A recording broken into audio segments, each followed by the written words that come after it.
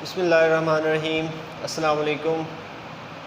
आज का हमारा टॉपिक है जी यूजेस ऑफ एसिड्स, एसिड के इस्तेमालात। जो हमने एसिड के बारे में पढ़ा है, तुर्श जायके वाले हाइड्रोजन आयन देते हैं और प्रोटॉन देते हैं और इलेक्ट्रॉन का पेयर एक्सेप्ट करते हैं। उसके बाद हमने इनकी मुख्तलिफ प्रॉपर्टीज़ पढ़ी, केमिकल प्रॉपर्टीज़, कि ये जो है हाइड्रोजन गैस देते हैं जब मेटल्स के साथ रिएक्ट करें, और जब कार्बोनेट्स के साथ रिएक्ट करते हैं तो कार्बन डाइऑक्साइड गैस प्रोड्यूस करते हैं, और जब सल्फाइड्स के साथ करते हैं तो सल्फ़र डाइऑक्साइड करते हैं गैस प्रोड्यूस, ठीक है।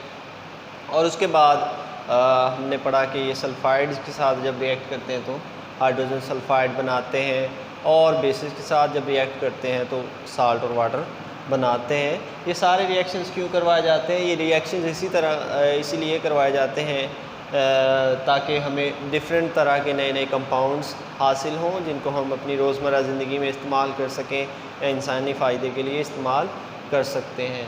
अब यहाँ पे हम यूजेस एसिड्स के पढ़ेंगे कि एसिड्स को कहाँ कहाँ हमारी लाइफ में इस्तेमाल किया जाता है, किस किस तरह वो हमारा फ़ायदा जो करते हैं, किस तरह उनकी बनाई हुई चीज़ें हम इस्तेमाल कर रहे होते हैं। अब सबसे पहले देखें जी, एसिड जो है हमारे पास सल्फ्यूरिक एसिड है, इसका फार्मूला H2SO4 होता है।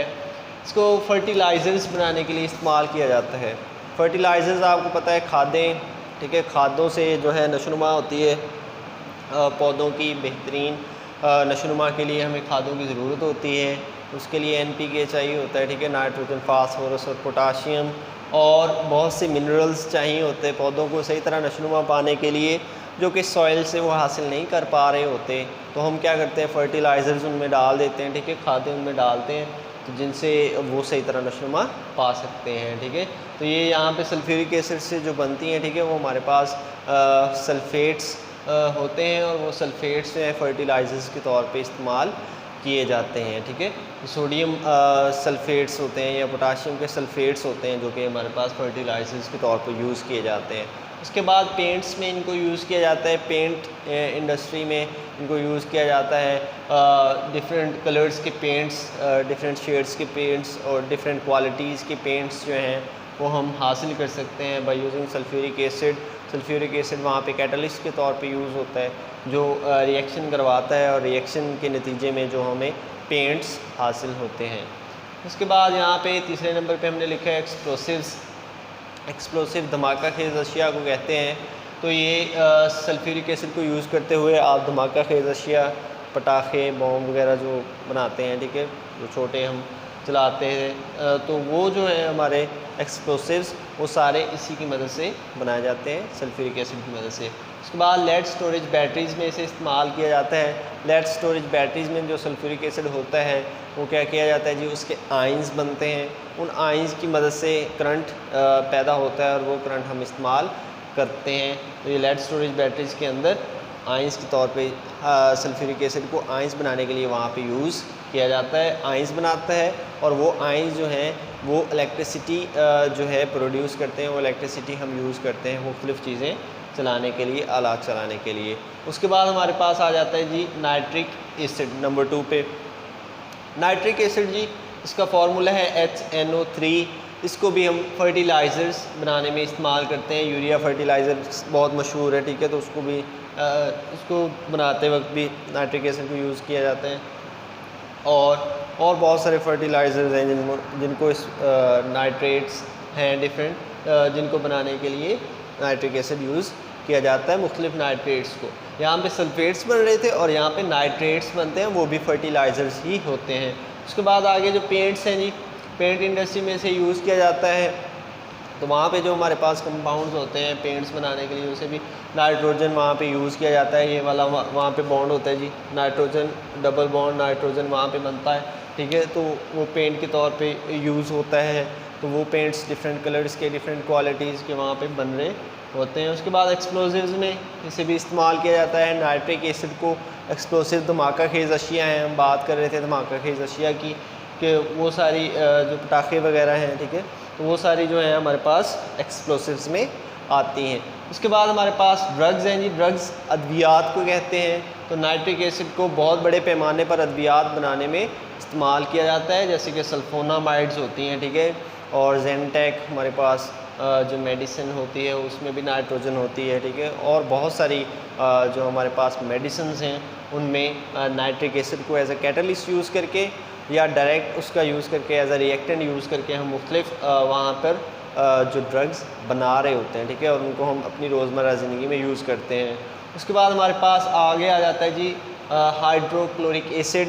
हाइड्रोक्लोरिक एसिड फार्मूला HCl, ठीक है।